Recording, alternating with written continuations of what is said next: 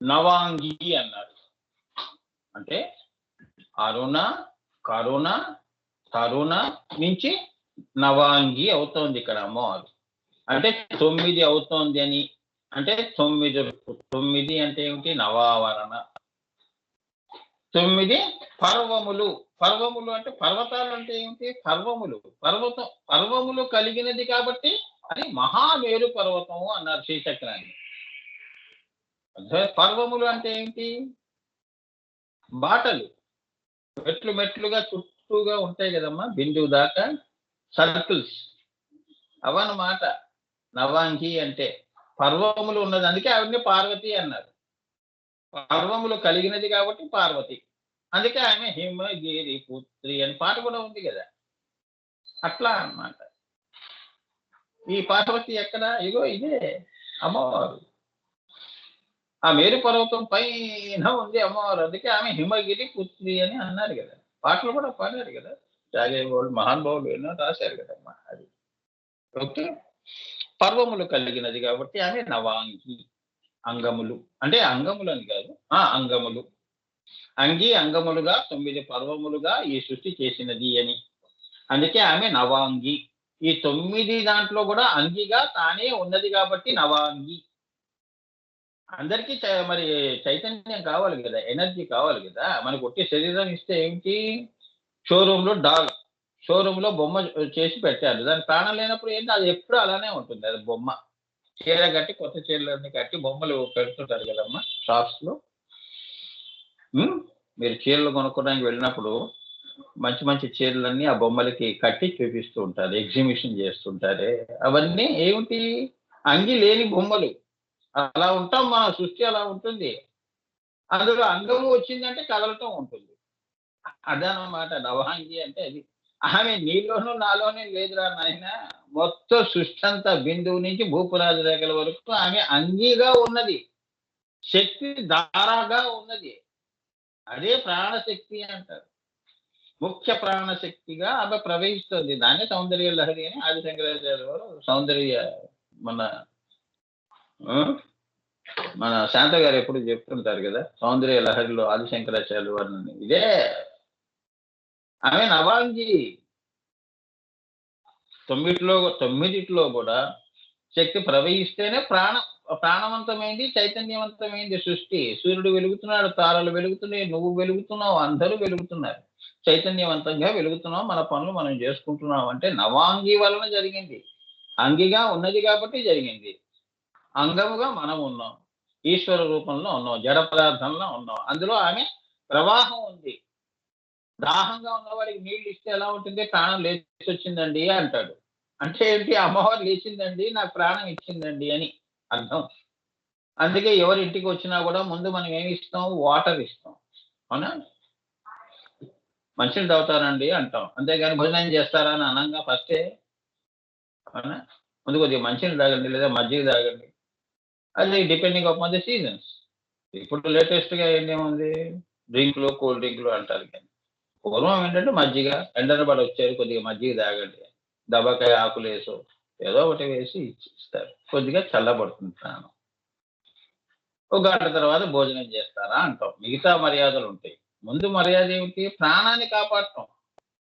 అంగీని కాపాడకపోతే వాడు చచ్చూరుకుంటాడు. మన ఇంట్లో వాడు కింద వచ్చి కింద పడిపోతాడు, వాడిని హాస్పిటల్కి తీసుకెళ్ళాడు. అవునా? ఆ మర్యాదకు అంతుంది. నీరు అంత గొప్పదమ్మా. నువ్వు పెట్టే భోజనం కంటే గొప్పది నీరు. చాలండి, ప్రాణం నిలబడింది, భోజనం లేకపోయినా పర్లేదు, అబ్బా ప్రాణం లేచి వచ్చిందండి, అట్లా ఉంటుంది. భోజనం ఏమిస్తుంది? కడుపు నింపుతుంది తప్ప నీరే. అన్నిటికీ నీరే. నీ శరీరంలో కూడా 80% నీరే ఉంది. ఏముంది? ఏమీ లేదు. ఆ నీరుని శుద్ధి పెట్టుకోవటమే కండిషనింగ్. క్రియాయోగం ద్వారా కండిషనింగ్ చేసుకోవటమే క్రియాయోగము. ధ్యానము, పూజ ఇటువంటివి పెట్టారు మనకి. మంత్ర పఠనము, మంత్ర ధ్యానము. ఎప్పుడు దాన్ని మనం మననము చెయ్యటము. దాని వలన ప్రాణం శుద్ధి అవుతూ ఉంటుంది అనమాట. ఆరోగ్యంగా ఉంటావు. Healthy mind, healthy body. లేదు అంటే అనారోగ్యం చేసిందంటే మానసిక రోగాలు. నీరు శాతం తగ్గిపోతుంది అంటే శరీరం కృంగిపోతూ ఉంటుంది. అవునా? అదనమాట. నవాంగి అంటే ఉపాస్యమైన శ్రీ పరా దేవతా స్వరూపమే నవావరణ శ్రీచక్రము. శ్రీచక్రమునకు ఆవరణములే అంగములు కాబట్టి ఆమె నవాంగి. అంటే ఉపాస్యమైన శ్రీ పరా దేవతా స్వరూపమే. ఉపాస్యమైన పరా దేవతా స్వరూపం ఎవరు? మీ ఇంట్లో ఉన్న విగ్రహాలు లేదా శ్రీచక్రం పెట్టుకోండి. ఆ శ్రీచక్రం ఎలా ఉంది? 9 ఆవరణాలతో కూడుకుని ఉన్నది. మీరు లెక్క పెట్టండి కావాలంటే. 9 ఉంటాయి ఆవరణాలు. భూపురాది దగ్గర నుంచి లెక్క పెట్టుకుంటుందండి 9 ఉంటాయి.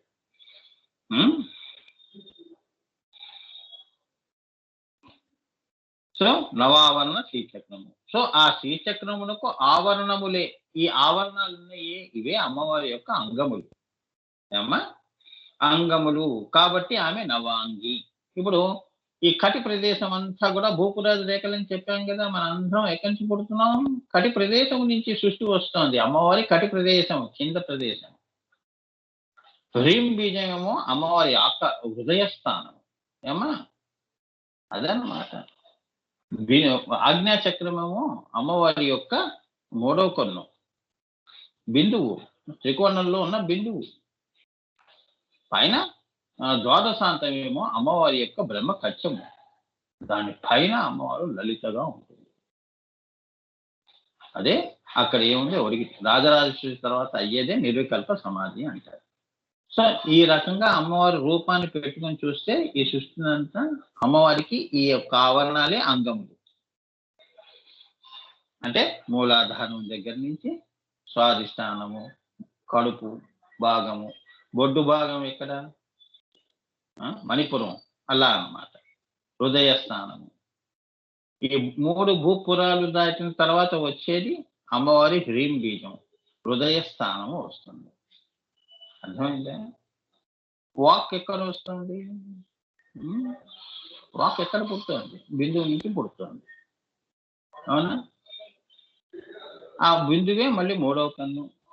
విశుద్ధి దాటంగానే 3వ కన్ను. ఆమె సచ్చిత్ ఆనందగా ఉంటుంది. అక్కడి నుంచి ప్రభుత్వం చేస్తూ ఉంటుంది, పరిపాలిస్తూ ఉంటుంది అన్నమాట బిందు స్థానం. మనకు కూడా ఆగ్నేయ చక్రం పైన ఉంది బ్రహ్మకచ్చం. అంతే కదా, సహస్రారం బ్రహ్మకచ్చం. మీ హెడ్ రీజన్ అమ్మా. అది అమ్మవారి యొక్క బ్రహ్మకచ్చం. అది ద్వాదశాంతము అంటారు. రాజరాజేశ్వరి ద్వాదశాంతాలు శింసుమారా చక్రం దాటిన తర్వాత వచ్చింది సహస్రారము, శింసుమారా చక్రం. ఆ బ్రహ్మకచ్చము శింసుమారా చక్రం దాటిన తర్వాత వచ్చేది లలిత. అక్కడ ఆవిడ కూర్చుని ఉందన్నమాట. అదే మణిద్వీపము అంటారు. ఈ సర్వ సృష్టి తానే అంగిగా నిండి ఉన్నది అంటే అదనమాట. అదే శ్రీ పరదేవతా స్వరూపమే నవావరణ శ్రీచక్రము. ఓకే, ఈ నామం ఇక్కడికి అయిపోయింది. అర్థమైందా? అమ్మవారిని ఊహించాలి అంటే అలా ఊహించండి, అంతేగాని పక్క వాళ్ళని చూసి వీళ్ళని చూసి సినిమాలో నటులను చూసి అమ్మవారు అందులో అమ్మవారుగా బాగా చేసింది యాక్షన్, ఇది కాదు అమ్మవారు అంటే. అమ్మవారు అంటే శ్రీచక్రమే నవావరణాలుగా ఉంది. ఈ శ్రీచక్రం గమనించండి, మన ఇంట్లో ఉన్నాయి కదా. అందరికీ నేను ఫ్యాన్ ప్రతిష్ఠ చేసి వచ్చి తీసుకుని వెళ్తున్నారు చాలా మంది. సో ఆ శ్రీచక్రంలో అమ్మవారినే ఇక్కడ నీ చేతిలో పెడుతున్నాను. అమ్మవారే దేవతలకి దయదలిచి ఇచ్చినది. శ్రీజగ్నికుండ సంభూత దేవకార్య సముజ్యత. దేవకార్య అంటే దేవతల పని చేస్తుందని కాదు. ఆమె సంకల్పాలు పనులన్నీ దేవకార్యానికి సంబంధించినవి. మహామహిమాన్వితమైన ఆలోచనలు చేస్తుంది ఆవిడ. సృష్టి చేయాలనేది దేవతా కార్య సముజ్యత. ఆవిడ నీదాకా పుట్టించటం దేవతా కార్యాలు అవన్నీ. అది ఇన్ని అంగముల ద్వారా నిన్ను పుట్టిస్తోంది అని అమ్మ. అందులో ఆమె యొక్క అంశ దేవతలుగా ఉన్న వాళ్ళే ఈ 64 కోట్ల దేవతలు. వీళ్ళందరూ కూడా నిన్ను పుట్టించటంలో నిమగ్నై ఉంటారన్నమాట, సృష్టి చేయటంలో. అదన్నమాట. ఆమె ఎప్పుడు కూడా నవాంగి. అందరికీ ఆమె మరి అంతే కదా. నీ శరీరానికి ప్రభుత్వం ఎవరు చేస్తున్నారు? నీ బుద్ధేగా. నాకు బుద్ధి ఉంటేనే నేను ఈ పని చేస్తానండి నన్ను అంటున్నావు కదా. అంటే నీ శరీరం అంతా దేవతలు. చెయ్యి కలపాలన్నా, లేచి నుంచోవాలన్నా, కూర్చోవాలన్నా వీళ్ళందరూ దేవతలు అన్నమాట. నీ బుద్ధి చెప్పింది అంటే బుద్ధి లలిత. అది ఎక్కడుంది? ఇగో బిందు స్థానం పైన ఉంది. Conscious mind, super conscious mind అంటారు. నీకు అక్కడ గనుక నువ్వు ఆజ్ఞ జారీ చేసావనుకో, శరీరం అంతా వెంటనే లేచిపోతుంది. వెళ్ళి భోంచేయి అనగానే శరీరం లేచిపోతుంది. అంటే శ్రీచక్రం లేస్తోందని. ఆ! అలా నీ సంకల్పాలు, సృష్టి సంకల్పాలు అన్నీ గూడా నడిపేది అమ్మవారు సూపర్ మైండ్ అని. సూపర్ కాన్షియస్ మైండ్ అని. అర్థమైందా? ఆమె మరి శరీరం గదా! మరి శ్రీచక్రం అంతా ఆవిడ శరీరం ఉన్నప్పుడు ఆవిడ మాట వింటుంది గానీ, శరీరం పక్క వాళ్ళ మాట ఎందుకు వింటుంది? ఇంకా పక్కవాళ్ళు లేరు గదా! ఆ పక్కవాళ్ళు గూడా ఇందులోనే ఉన్నారు. అందరూ ఆమె మాటే వినాలి. అదే జగన్నాథ రథ చక్రాలు అంటారు. ఆ! ఈ జగన్నాథుడు అంటే ఈ జగత్తు నే నడిపించే చక్రాలు ఏంటి? సూర్యుడు, చంద్రుడు. ఇవి చక్రాలు. రోజులు మారుతున్నాయిగా, వసంతాలు మారుతున్నాయి, ఋతువులు మారుతున్నాయి. ఆ! కాలం మారుతుంది. ఆ! ఆహ్, యుగములు మారుతున్నాయి. ఇవి చక్రాలు, కాలచక్రాలు. ఇదే శ్రీచక్రమే జగన్నాథ చక్రము అంటారు. బిందువు పైన ఆవిడ యొక్క సూపర్ మైండ్ ఉంది. ఆవిడ అక్కడ కూర్చొని ఈ శరీరాన్ని కదుపుతుందన్నమాట. అది. అందుకే నువ్వు అమ్మవారిని ఎప్పుడు ధ్యానం చేసావనుకో, అమ్మవారు నీకు మంచి తన యొక్క ఆశీర్వాదం పంపిస్తుంది. నీలో మంచి సంకల్పం కలిగిస్తుంది. అదన్నమాట. లేదు అంటే తన మాయలో పెడుతుంది. ఆవిడ ఏమిటి? శరీరమే నేను అన్నట్టుగా నేను తిప్పుతూ ఉంటుంది. అమ్మా నేను శరీరాన్ని కానమ్మా, నువ్వు లోపల ఉన్నావమ్మా, నువ్వు లోపల దృష్టి పెంచావనుకో, అవును నేను ఇక్కడే ఉన్నాను. దా మరి అంటుంది. మాయలో తిరిగామనుకో, పిల్లలకేముంది? తల్లి పిలిస్తే రారు. ఆటలే మాయ. 7 అవుతున్నా, 8 అవుతున్నా ఇంటికి రారు. స్నేహితులతో కబుర్లు చెప్పుకుంటూ మాయాలోకంలో ఉంటారు. మరి అదంతా మాయేగా. అమ్మ ఎన్నిసార్లు పిలిచింది? వినలేదు. అవునా? ఆ! నవాంగి అంటే అది. హ్మ్. ఇంకా ఇంతకంటే మనం కింద దిగి చెప్పలేం. ఇది శ్రీ విద్యా దృష్టి ఉన్న వాళ్ళకి తప్పకుండా ఇది మీకు అనుభూతంగా వస్తుంది. కరెక్టే కదా! గురువుగారు చెప్పింది. నా నేను దేవుడు వేరు అంటే మాయ పెరిగినట్టే. అప్పుడు నీకేంటి? శ్రీ మిథ్యే నీకు అర్థమవుతుంది గానీ, శ్రీ విద్య అర్థం కాదు. ఈ నామాల లో గొప్పతనం ఏంటంటే, అమ్మవారిలోనే ఉంటూ, అమ్మవారిని ఆరాధిస్తూ, అమ్మవారిని పూజిస్తూ, కొలుస్తూ, ఇదంతా సమిష్టి ఆలోచనలు కలెక్టివ్ మైండ్ మా జై గురుదేవ్. కలెక్టివ్ మైండ్‌గా చూస్తే ఉన్నతి ఒకటే కదా గురువుగారు. అందులో మనం అనేకంగా ఉన్నాము. మనసు ఒకటే. ఆలోచనలే పిల్లలు. నీ ఊహలే నీ పిల్లలు. నీ ఆలోచనలే నీ పిల్లలు. అవన్నీ క్రియలుగా బయటికి వచ్చాయనుకో, అవే సృష్టి. ఆ! అది. సో, నువ్వు వచ్చింది ఒకటే మనసు. అందుకే ఆవిడ మనస్విని అంటే ఒకే మనసు ఉంటుంది. ఇన్ని మనసులు ఉండవు సృష్టిలో.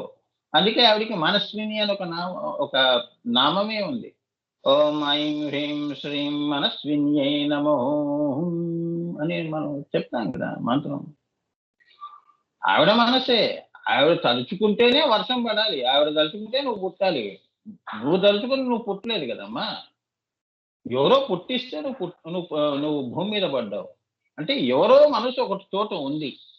అలా మనందరం గూడా పుట్టాము అంటే, ఏదో ఒకరు అనుకుని ఒక మనసు నుంచి పుట్టిన వాళ్ళం. అది. అంతేగాని నా మనసు, నీ మనసు అనుకుంటే తిరగటం గాదు మాయ. హ్మ్. మరి ఆ దృష్టి రావాలి గదా! అవునా? అది రావాలంటే ఏంటి స్వామి? చెప్పాను గదా! క్రియాయోగం. ఆజ్ఞా చక్రం దగ్గరికి వస్తేనే గాని నీకు ఆ సమిష్టి భావన, ఆ విశ్వ చైతన్యం అనేది రాదు. అర్థమైందా? ఆ! ఇప్పుడు మన ఇంటి వరకు ప్రేమించటం, మన ఇంటి వరకు ఆలోచన చేయటం గొప్ప కాదు. ఏమ్మా! నువ్వు ఉద్ధరించుకోవటం అనేది ఆ!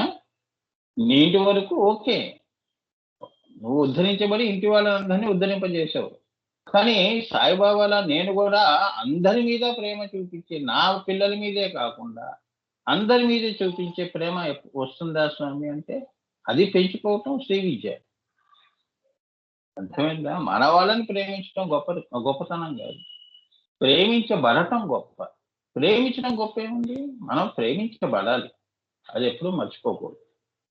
సో ఆ విశ్వ ప్రేమ ఏదైతే ఉందో అది ఎక్కడ అనుభూతి అవుతుంది స్వామి అంటే నీ హృదయం ఆకాశం అంత పెరిగినప్పుడు. అది మనం పెంచుకునే తెలివితేటలు లేక మనం ఏమంటాం? నా మనసు ఆకాశం అంత ఉందండి అంటాం. నిజంగా ఉందా అంటే ఆ పనులు ఏమన్నా చేస్తున్నాం. ఆకాశం అంటే మరి ఆకాశం అన్ని చోట్ల వర్షిస్తోంది.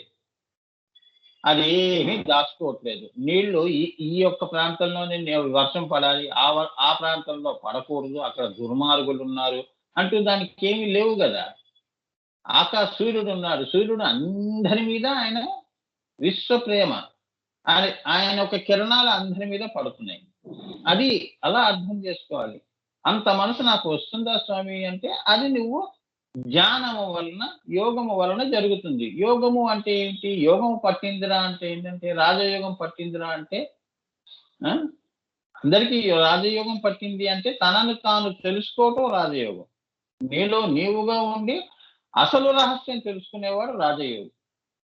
అంతేగాని జ్యోతిష శాస్త్రంలో ఆ! మీకు అంబారీ మీద కూర్చోబెట్టి సన్మానాలు, సత్కారాలు ఊరంతా మీకు తిప్పుతారు. ఇగో రాజయోగాలంటే అవి గావు. రాజులు సన్మానాలుంటాయి. మీకు బిరుదులొస్తాయి. ఇవి గావు. నీలో నీవుగా నువ్వు భోగి యోగి కావటం. అదే యోగం. నువ్వు భోగాలాసంలో ఉన్నావు. శరీరమే నేనుగా తిరిగేవాడు ఆత్మనే నేనుగా రావటం అనేది రాజయోగం. ఇది భోగాలాసం. భోగము అంటారు. అంతేగా? శరీరం ఏం జీవుడు ఏం కోరుకుంటాడు? ఎంతసేపు సుఖాల వెంటే పరిగెడతాడు. అవి ఎండమావులు. యోగి ఆత్మ పరమాత్మ వైపు పరిగెడుతూ ఉంటుంది. అందుకే వాడు రాజయోగం వాడికి యోగం పట్టింది. అవునా?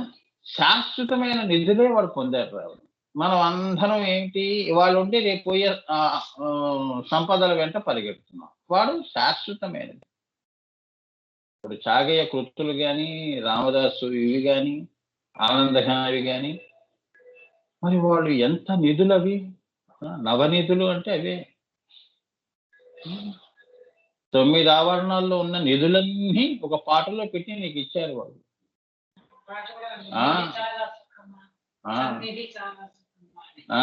అదే ఎన్నో రాముని సన్నిధి సుఖమా అనుకుంటూ రాస్తారు. అంటే నేను మళ్ళీ మళ్ళీ ఎందుకు చెప్తున్నాను అంటే అసలైన సంపద ఏది? ఇవాళ ఉండి రేపు పోయేది ఏది? ఈ శ్రీచక్రం ఇవాళ ఉంటుంది, రేపు ఉండదు లయంలో. ఏమ్మా?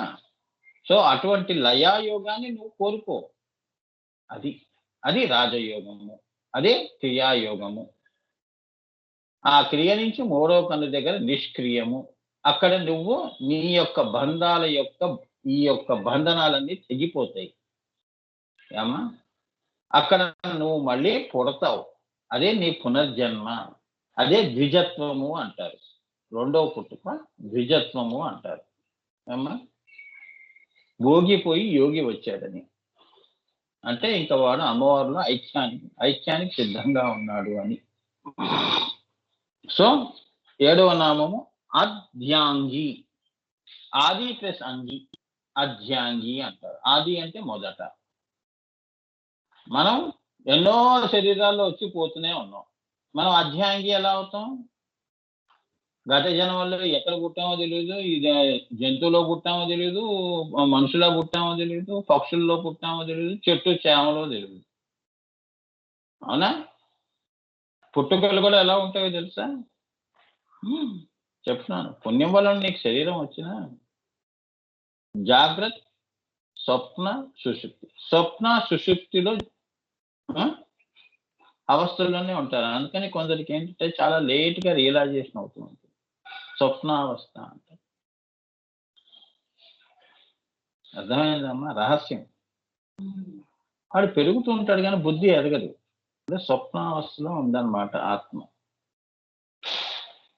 ఎప్పుడో ఒక్కసారి జాగ్రత్తలో వచ్చి ఇదేమిటి నేను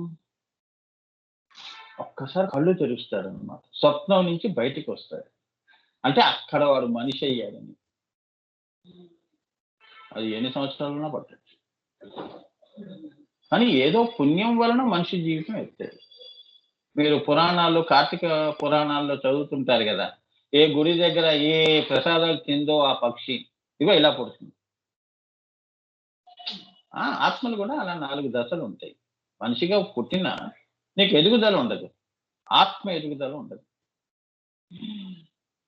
అందుకే శ్రీ విద్య చాలా తక్కువ మందికి ఇది అమ్మవారు ప్రసాదిస్తుంది. అర్థమైందా అమ్మ? నువ్వు గత జన్మల్లో నువ్వు ఎంతో పుణ్యం చేసుకుని ఉంటే ఈ శ్రీ విద్య నీకు అమ్మవారు గురువుల కృపతో నీకు వాళ్ళు ఇవ్వటం జరుగుతుంది. దీన్నే తుర్యాస్థితి అంటారు. ఇప్పుడు చెప్తుందంతా తుర్యాస్థితిలో చెప్తోంది, జాగ్రత్త స్థితిలో కాదు. దీన్నే ఋతుంబర ప్రజ్ఞలు. నాకు ఏ ఆలోచన భూమి మీద కావాలో మీకు చెప్పడానికి టక్కన అక్కడ నాకు అమ్మవారు చూపిస్తూ ఉంటుంది. ఆ ఆలోచన తీసుకొచ్చి మీకు అర్థమైందా? మీరు ఏదైనా కూర్చొని ఆలోచన చేయాలంటే గంట చేస్తారు, కానీ నాకు అవసరం లేదు. నేను ఒక వనములో వెళ్ళి నాకు కావాల్సిన పూలు తెంపుకొని మళ్ళీ తీసుకొచ్చి మీకు ఇస్తున్నాను. అట్లా ఉంటుంది. ఋతుంబర ప్రజ్ఞలు అంటే కిందవి పైనవి ఇహ పరానికి సంబంధించినవన్నీ కూడా అమ్మవారు అయాచితంగా అప్రయత్నంగా నాకే పర్మిషన్స్ లేవు, అలా నేను వెళ్ళిపోయి తెంపుకొని వచ్చేయచ్చు. అటువంటి వరాలన్నీ ఇస్తున్నాను. అది అమ్మవారి కరుణ. అది లేదు అంటే 3వ కన్ను దగ్గరికి రానివ్వదు.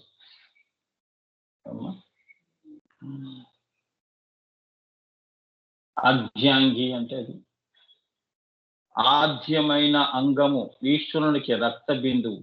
అదే మొదటిగా అఖండత్వాన్ని ఖండత్వంగా చేసింది.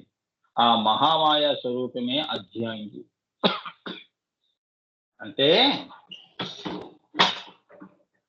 ఎంత బాగా ఆద్యమైన అంగము ఈశ్వరునికి. ఈశ్వరుడేమో శరీరం. ఫస్ట్గా ఆయన శరీరంలో తాను చైతన్యంగా ఈశ్వరిగా ఆయన కలిపింది. అంటే ఆయన ఒక్కసారి నేను దేవుణ్ణి అని అనిపించింది. ఆవిడలోకి వచ్చింది కాబట్టి ఆ చైతన్యం ఫస్ట్ ఆమె అధ్యాంగి. ఆది చైతన్యం ముందు ఆయనలో నిండిందని. మనం నీళ్ళ దగ్గర కొట్టుకుంటూ ఉంటాం కానీ నేను మొదటికి వచ్చాను, నేను మొదట వచ్చాను, నాకుండా ముందు పెడతాను, నా బిందె పెడతాను అనుకుంటాను. అంతేగాని ఎవరెన్నో పుట్టించిన తర్వాత ఈశ్వరుల్లోకి రాలేదని. వాళ్ళిద్దరూ ఫస్ట్ ఆది, ఫస్ట్ ఆయనలో నిండింది. అక్కడి నుంచి మళ్ళీ మనందరినీ సృష్టి చేసింది. మహాత్రిపుర సుందరిగా, సావిత్రి, గాయత్రిగా వచ్చి ఇంతమందిని కన్నది అని మళ్ళీ అంగి అయినది అందరిలో. అర్థమైందా? ఇప్పుడు నీలో కూడా అంగి ఆవిడ ఇద్దరు ఉన్నారు, కానీ నువ్వు నీ నెంబర్ ఎంతో తెలియదు. ఫస్ట్ చైతన్యం ఈశ్వరుడిలో జడ పదార్థంలో నిండినది. ఈశ్వర జడ, ఆ జడంలో నిండి ఉన్నది కాబట్టి చైతన్యం తీసుకొచ్చింది కాబట్టి అది ఆధ్యాంగి అయింది. ఆయనకు అంగమైంది ఫస్ట్. అంటే శ్రీవారిలో ఫస్ట్ కలిసింది అని, వారిద్దరూ ఒకటి అయ్యారని, వారు ఒకటిగానే ఉన్నారు. ఒకటి అనేది పుట్టింది అని, తర్వాత 2 అనేది వస్తుంది. అర్థమైందా? అది 0 కాస్త 1 చేసింది. అందులో ఆవిడ అంగంగా వెళ్ళింది. అప్పుడు ఒకటి అందులో వాళ్ళు అన్నారు. అప్పుడు ఈశ్వరుడు ఏమన్నాడు? నేను దేవుణ్ణి అన్నాడు. అంతకుముందు ఏంటి? ఆయన 0, ఏమీ లేదు, జడం అనిపించింది. నువ్వు ఒకటి అని అనిపించింది. ఇప్పుడు ఆ ఒకటిలో నేను ఉన్నాను కాబట్టి మనం 2 అవుదాం. 1 + 1 2 అయ్యారు. అర్థమైందా? సో అమ్మవారు ఏమైంది? ఈశ్వరునికి ఆద్యమైన అంగము, ఈశ్వరునికి రక్త బిందువు. ఆ మొదటి చైతన్యమే ఎరుపు అంటే కోరిక, కామము, కామేశ్వరుడయ్యానని సృష్టి చెయ్యాలనే కామత్వాన్ని సృష్టి చేసింది, ఆయనలో కల్పించింది. లేదు అంటే ఆయన ఉట్టి ఈశ్వరుడిగా ఉంటాడు జడంగా.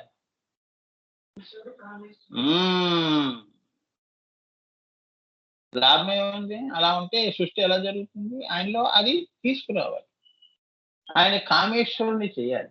అందుకే ఆమె వెళ్ళి అంగిగా వెళ్ళి మొదటి చైతన్యంగా వెళ్ళి ఆయన్ని కామేశ్వరుని చేసిందని, అంటే సంకల్పంతో ఉన్నాడని. ఆ రక్త బిందువే ఈశ్వరునికి అంగము. అదే అర్ధ్యాంగి. అదే మొదటిగా అఖండత్వాన్ని ఖండత్వముగా చేసింది. ఇక అక్కడి నుంచి వాళ్ళు ఏమయ్యారు, ఇద్దరు కలిశారు కాబట్టి ముగ్గురు అయ్యారు.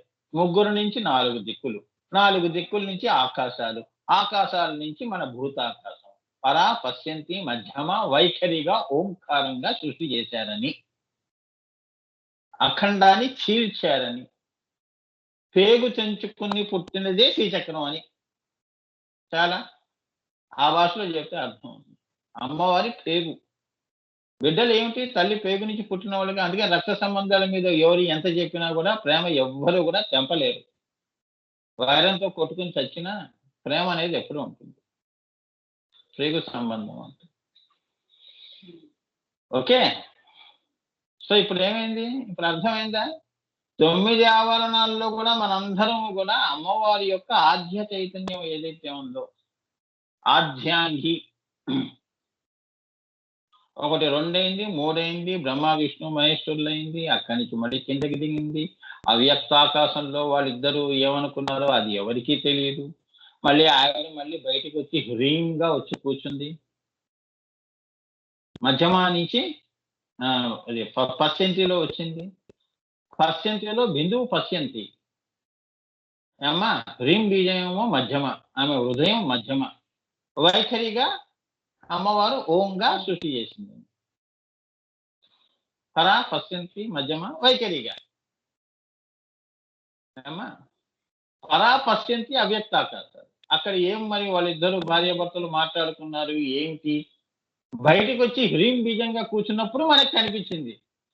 మనకు తెలుసు, ఓహో అమ్మవారు హ్రీం బీజంలో సృష్టికి కావాల్సిన పదార్థాలన్నీ పెట్టుకుని ఉన్నది అని. అదే వేదములు, ఇలా ధర్మములు, వేదములు ధర్మములు, ఇవన్నీ వేదముల నుంచి ఉపనిషత్తులు, శ్రీ సూక్తాలు, హిరణ్యవర్ణం, ఇంకా సృష్టి మొదలైందని. అలా వారి సంసారం అలా ఉంది. మరి శివపార్వతుల సంసారం అది. మన సంసారం 4 గోడల మధ్య. అవునా?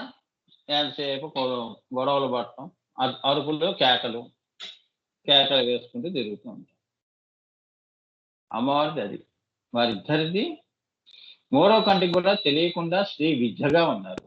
వారి సంసారం ఎప్పుడు బయటికి రాలేదు. బయటికి వచ్చిన తెలిసిన ఉత్తమోత్తములే అది తెలుసుకున్నారు, చూశారు. అందరూ కాదు. అది మనం మెచ్చుకోవాల్సింది. అదే శ్రీ విద్యోపాస. వాళ్ళని ఆ దృష్టితో ఉపాసన చేశారు కాబట్టి శ్రీ విద్యోపాసకులు. వారికి ఒక్కరికే వారి సంసారంలో, సంసారం అంటే బిందు రహస్యం తెలుసు, తెలియబడింది. అర్థమైందా? ఎవరికి ఈ విద్య అబ్బదు. మిగతా విద్యలు కూటి కోసము కోటి విద్యలు, అవన్నీ అబ్బుతాయి. పనికి మారిన విద్యలన్నీ అబ్బుతాయి. కానీ ఇదొక్కటి అమ్మవారు ఎవరికి ఇవ్వదు.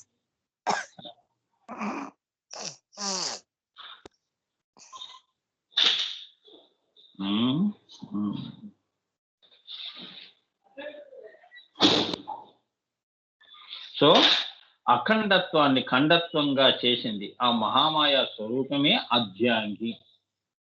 ఎప్పుడైతే ఆయనకి కామం అనేది వచ్చిందో మాయ వచ్చేసింది. ఇతపూర్వం నేను ఎప్పుడు నిరీశ్వరంగా ఉన్నాను కదా, అవునా? అటువంటి వాడిలో వీణ మీటటం లాంటిది, ప్రాణం రావటం.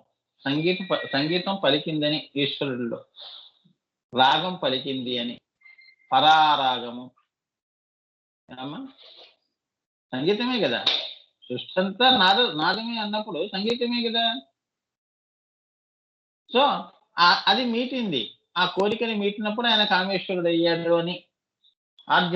అప్పుడు ఏమైంది, అవి మహామాయ స్వరూపం అనేది వచ్చింది ఆయనకి. మాయ కమ్మింది. అందుకే అంటుంటా చూడమ్మా, ఆ దేవుడే తప్పించుకోలేడు మాయతో, నువ్వు నేనెంత. అవునా? ఈశ్వరుడికే కాలేదు, ఇక నువ్వు నేను ఎంత. నాకు మాయ లేదండి అంటే మాయ బాగా ఉందండి అని అర్థం చేసుకోవాలి.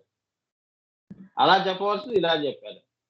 అలాగే నాకు అన్నీ తెలుసు అంటే నాకేం తెలియదు అని మేము అలా అర్థం చేసుకుంటున్నాం. నీకు అన్నీ తెలుసు అని నిన్ను గౌరవించట్లేదు. అందుకే శ్రీ విద్యలో నాకు అన్నీ తెలుసు అని ఎవడు అన్నాడు. అర్థమైందా? ఎందుదైనా అంతే. ఏదైనా మంచి పని చేసాం అనుకో, ఏముంది రండి నా మొహం ఎవరన్నా చేస్తారు ఇది. ఏ ఇల్లాలన్నా చేస్తుంది. ఈ మాత్రం అంటే ఎవరు చేయలేరు. ఈ మాత్రం పని ఎవరు చేయలేరు. దీనికి ఏమైనా బ్రహ్మ విద్య ఏంటి ఇది? మీరు చేస్తారు తలుచుకుంటే అని చెప్పి వెళ్ళిపోతారు. నేను ఒక్కదాన్నే చేస్తాను. ఇంకా మీ జీవితాంతం మీరు ఈ పని అనేది ఈ పని ఏదైతే ఉందో అది నా మీదే ఆధారపడాలి. రోజు ఫోన్ చేయండి వచ్చి చేసిపోతారు. అటువంటి విద్యలు కావుగా. అవునా?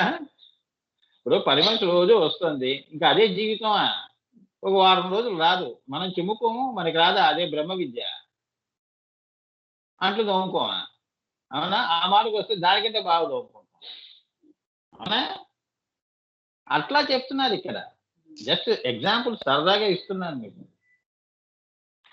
సో అమ్మవారి యొక్క ఇది వాళ్ళది పైన సంసారము అంటే ఏంటంటే ఈ సంసారం అని కాదు, మాయతో కూడుకున్న సంసారం కాదు ఇది. ఏమ్మా పరా పరాత్పరంలో ఏం జరిగిందో అనేది ఆమె కుటుంబం, అమ్మవారి కుటుంబం అదనమాట. బిందువు ఆవిడ కుటుంబం. బ్రహ్మ విష్ణు మహేశ్వరులు గణపతి శివుడు అంతా అందులోనే ఉన్నారు వాళ్ళు. అది సంసారం అంటే అది మెయిన్. ఆవిడకు ఒక ఇల్లు ఉండాలి కాబట్టి మణిద్వీపం అని అలా ఊహించుకున్నాం. ఆవిడ ఎప్పుడో దర్బారు చేస్తుంది. ఎప్పుడు పడితే అప్పుడు కనిపించే ఇల్లు కాదు అది. అర్థమైందమ్మా? ఆవిడ తలుచుకుంటే అప్పుడు ఆ మణిద్వీపం ప్రత్యక్షం అవుతుంది. అక్కడ స్థూలంగా అక్కడ కనిపిస్తుంది. స్థూలంగానే ఉంటుంది కానీ అది స్థూలంలో కాదు. అది ప్రాకారాలు అంటున్నారే, అక్కడ అంతంత బంగారం ముద్దలతో గోడలు కట్టలేదు. అట్లా కనిపిస్తుంది. కళల్లో మీరు చూడండి ఎలా కడతారు, అట్లా ఉంటుంది.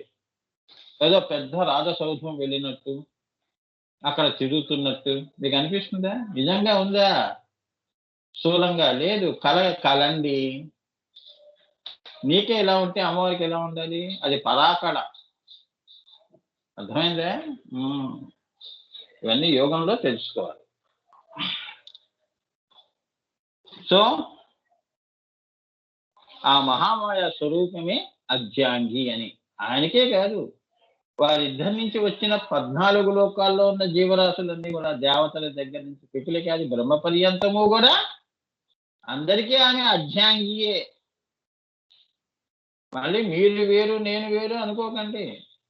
ఇదంతా నా అంగము, నేనే అంగిని. ఇదంతా ఈశ్వరుడే సాగుతున్నాడు లోకాలుగా. వాళ్ళిద్దరూ సాగుకుంటూ భూతాకాశం దాకా వచ్చారని. అందులో ఎందరో పుడుతున్నారు, ఎందరో పోతున్నారు. వాళ్ళందరూ కూడా వారి యొక్క అంగము అంగియే. అమ్మా